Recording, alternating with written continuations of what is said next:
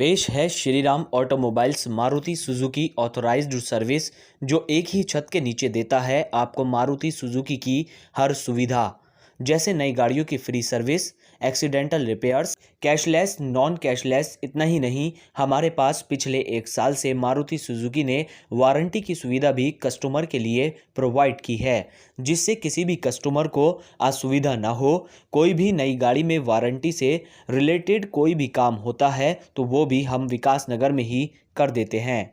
बता दें कि Maruti Suzuki authorised service Shriram automobiles जो देता है, उसमें हम क्वालिटी से कोई भी समझौता नहीं करते, इसीलिए कस्टमर भी हम पर भरोसा करता है। कस्टमर का भरोसा ही Maruti Suzuki authorised service Shriram Automobiles की पहचान है।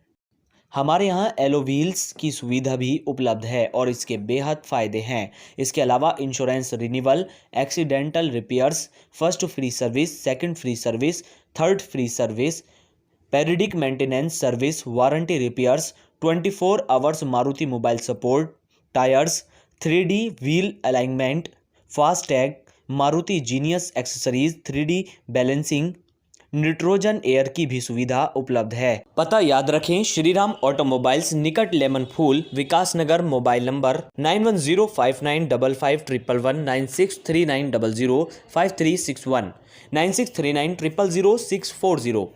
हम लोग यहाँ पर मारुति की जो सर्विसेज हैं, मारुति सुजुकी गाड़ियों की, हम लोग उसमें हर तरह की सर्विस प्रोवाइड करते हैं। जैसे नई गाड़ियों की फ्री सर्विस, आपकी उनकी पेड सर्विस होती है।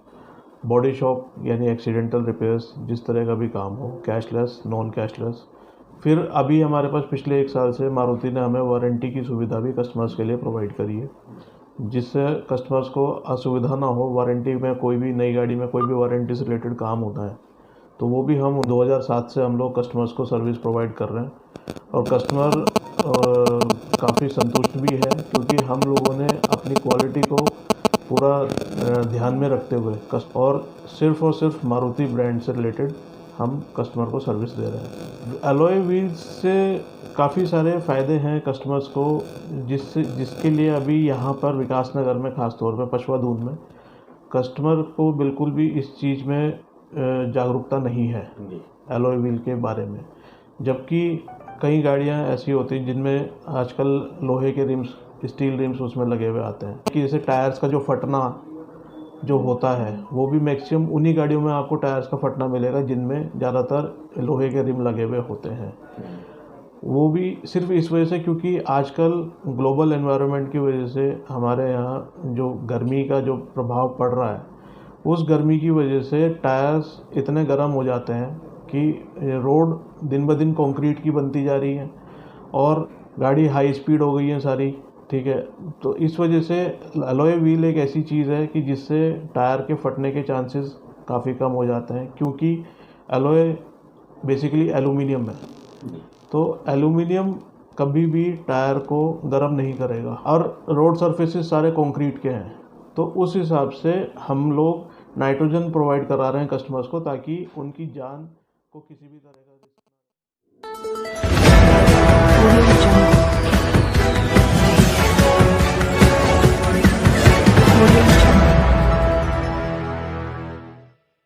आज विकास नगर में पत्रकारों को संबोधित करते हुए कांग्रेस के प्रदेश अध्यक्ष प्रीतम सिंह ने कहा कि भाजपा की केंद्र व प्रदेश सरकार ने कोई भी ऐसा विकास कार्य नहीं किया है कि जिससे वह जनता से वोट मांग सके। सबसे बड़ा सवाल खड़ा होता है कि आज प्रदेश में लाचारी, बेरोजगारी चरम सीमा पर है, जहां पर प्रदेश सरकार ने वादा किया था कि लोगों को रोजगार देंगे, लेकिन वह रोजगार के दिखाई नहीं दिया है।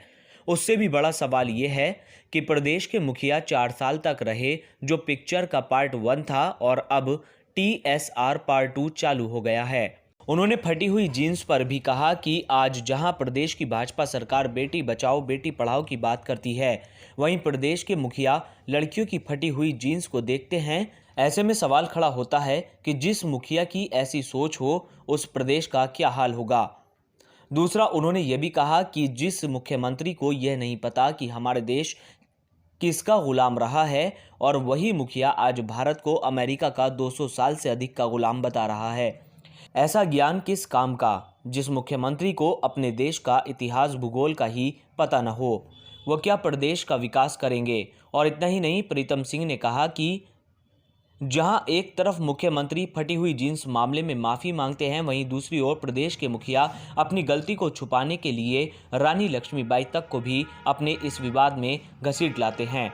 प्रदेश के मुखिया ने यह भी कहा, ऐसा चावल शायद किसी ने अभी तक नहीं खाया जो लॉकडाउन के दौरान जनता को दिया गया। प्रदेश के मुखिया शायद ये भूल गए कि आज हम लोग 21वीं सदी में जी रहे हैं और वह आज भी लोगों को भिखारी समझते हैं। साथ ही उन्होंने ये भी कहा कि मुख्यमंत्री कहते हैं कि आप लोगों से 20 बच्चे क्यों नहीं पैदा किए, जिससे आपको भी प्रति यूनिट 5 किलो राशन मिलता। प्रीतम सिंह ने कहा कि प्रदेश के मुखिया लोगों को जो ज्ञान बांट रहे हैं वह पिक्चर का पार्ट 2 है। अभी तो सिर्फ 13 ही दिन हुए हैं जिसमें TSR पार्ट 2 का ट्रेलर चल रहा है, अभी तो पिक्चर बाकी है। कौन सी आपको बेटर लगी बताइए? नहीं, एक पिक्चर तो हमने पूरी देख ली, वो तो 4 साल की थी। जो दूसरी पिक्चर है उसका ट्रेलर ज़रूर देखा है, और वो ट्रेलर जो है 13 दिन में उत्तराखंड नहीं बल्कि देश नहीं विदेश के लोगों ने भी देख लिया। तो अब इससे ही जो है पिक्चर का अंदाज़ा लगा सकते हैं। तो जो आपने पिक्चर देखी वो बेहतर थी या ट्रेलर बेहतर? अब ये तो जो है उत्तराखंड के लोग बताएंगे 2022 में। उनके ज्ञान पर क्या कहना चाहिए? वो ज्ञान के भंडार हैं, और ज्ञान के उस भंडार से जो है एक एक करके 13 दिनों में कई चीज़ें निकली हैं, और मैं समझता हूँ कि उत्तराखंड के लोग जो है उसे बड़ी नज़दीक से देख रहे हैं, और उत्तराखंड के लोग जो है भारतीय जनता पार्टी के चाल, चरित्र और चेहरे को भली भांति पहचान चुके हैं। वो इंतज़ार कर रहे हैं 2022 की उस घड़ी का जिस घड़ी में वोट के माध्यम से सरकार पर चोट की जा सके। बयानों में कुछ आगे सुधार आएगा, आपको क्या लगता है? अभी तो पिक्चर देख के ही पता चलेगा। अभी तो हमने ट्रेलर देखा है, अब पिक्चर में कैसा रोल निभाते हैं अभी तो तभी पता चलेगा जब पिक्चर देखने को मिलेगी। दोनों पार्टियों का असर होगा जनता पे? जनता पे तो बहुत पहले असर हो गया, और अब तो बस जो है कहते हैं ना, जब दर्शक पिक्चर देख करके बाहर आता है तो फिर वो अपनी प्रतिक्रिया देता है।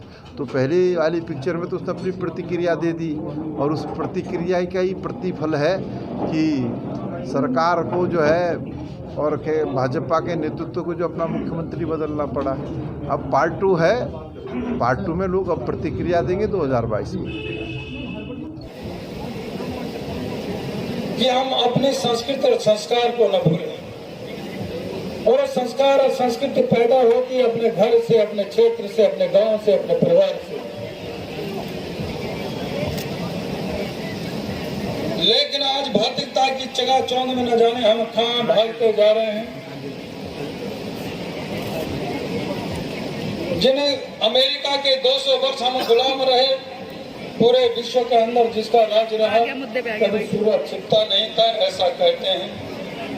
आज जो भारतीय संस्कृति की ओर भाग रहा है, दौड़ रहा है, तन बदन पूरा ढक रहा है, लेकिन हम अब उनकी ओर दौड़ लगा रहे हैं। वह नंगा नाच दिख रहा है, और मैंने इसलिए कहा कि वो संस्कृति बचाई है तो हमारे जॉन साहब ने बचाई है, अपनी एक पहचान रखी है।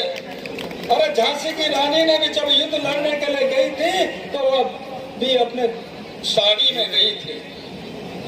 वो पूरे तन बदन के साथ में साड़ी और ब्लाउज पहन करके उसने तलवार ढाल उठाया था। ऑडियो तो वीडियो तो तो आज मैंने कहा कि हमारे माँ बाप हमारे लिए जीन्स लेते हैं, घंटा करके बाजार में जाते हैं, पटन बाजार में जाते हैं, और 4,000 और 10,000 की जब जीन्स लेते हैं तो पहले तो देखते हैं कि कितने चीरे उस पर लगे हुए। और माँ बाप ने यदि इस प्रकार की पेंट नहीं ले गए, घर में ले गए, तो रात में लड़के ने उस पर कैंची चला दिया, चीरा मार दिया। बड़ा बाप का बेटा नहीं कहलाऊंगा, बड़ा बाप की बेटी नहीं कहलाऊंगा। मैंने क्या बुरा कहा? बताओ भाई नौजवान साथियों, जब हम स्कूल में जाया करते थे पढ़ने के लिए तो हमारी पैंट कभी फट जाती थी तो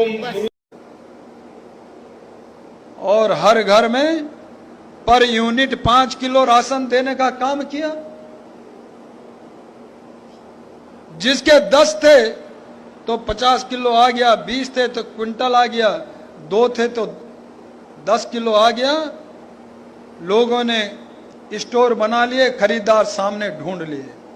इतना बढ़िया चावल आया, कभी अपने आप भी लिया नहीं सामान्य जीवन में भी, आपदा के समय। लेकिन उसके बाद भी एक दूसरे से जलन होने लगी कि मुझे तो 2 है तो 10 किलो मिला, 20 वाले को क्विंटल क्यों मिला, इसको क्यों 20 मिला। भैया इसमें दोष किसका? उसने 20 पैदा किए, आपने 2 पैदा किए तो उसको 1 क्विंटल मिलना। अब इसमें जलन का जब समय था तब आपने 2 ही पैदा किए, 20 क्यों नहीं किए?